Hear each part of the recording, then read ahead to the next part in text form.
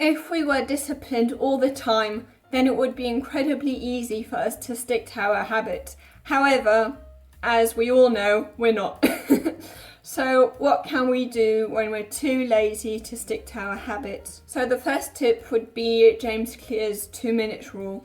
So what the 2-minute rule basically is getting any task, split it up into I'm only going to do this for 2 minutes, because that makes the task look less overwhelming and it makes it more easy for you to start, because starting is the most difficult part of the process. In most cases, once we've started, we don't really actually stop, because when we haven't started yet, we imagine the task to be much more difficult than it actually is. And once we've started, we notice that we imagine work way more tiring. As Rory Vaden pointed out on Lewis Howes's podcast, mentally speaking, sitting at home on your couch thinking about, should I go for a run or should I not go for a run and stay at home? Because decision making, which happens in the prefrontal cortex, expends loads of energy, and if we're sitting on the couch thinking, should I do this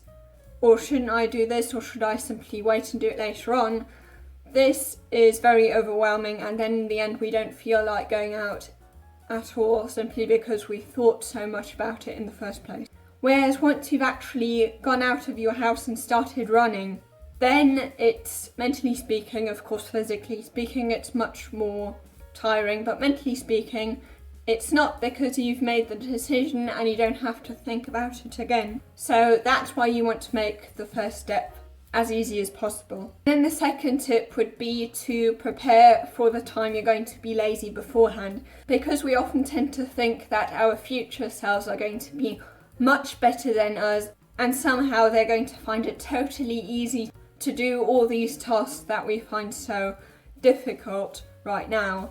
And for some reason tomorrow it'll be easier than today, which of course we all know when the time arises we feel just as unmotivated. So instead of not preparing yourself because of your optimism that in future everything is going to be easier, try to prepare for the worst case scenario, for when you're extremely lazy. The way you can prepare for when you're lazy is by decreasing the friction between your intention of, for example, going for a run and the action of going for a run, which you could, for example, do by preparing your sports bag in advance so that when you don't feel like it, it's extremely easy to simply go out because you've already prepared.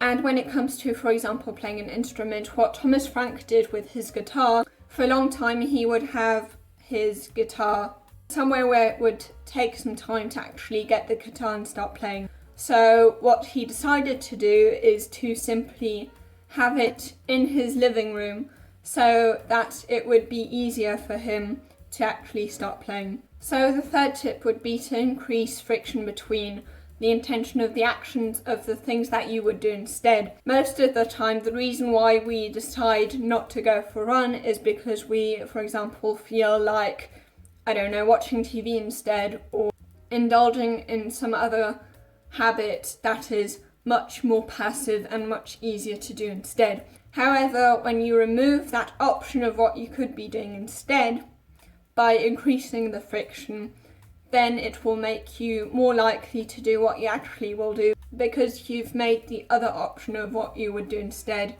way more difficult. So for example, when it comes to studying, so to make sure that you don't use your phone instead, you could simply put that in some other room. And then the fourth tip would be accountability. So for example, making an appointment with a friend when you're going to actually go to the gym together. Because even though we're extremely lazy, we really hate embarrassing ourselves, having others see how we fail to do what we actually say we're going to do. And therefore, that embarrassment feels so bad for us that it kind of forces us to overcome our laziness.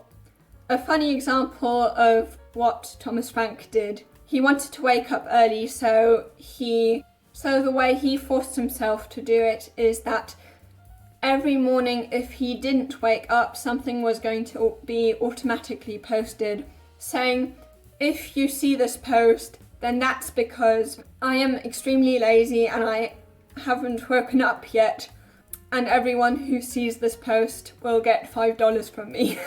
Now, of course, this is extremely embarrassing and also extremely expensive.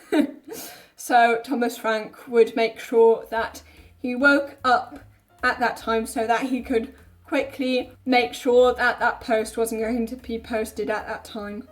Now, of course, even though there are some strategies that you can use for making it more easier, of course, anyway, it is a good idea to improve your discipline.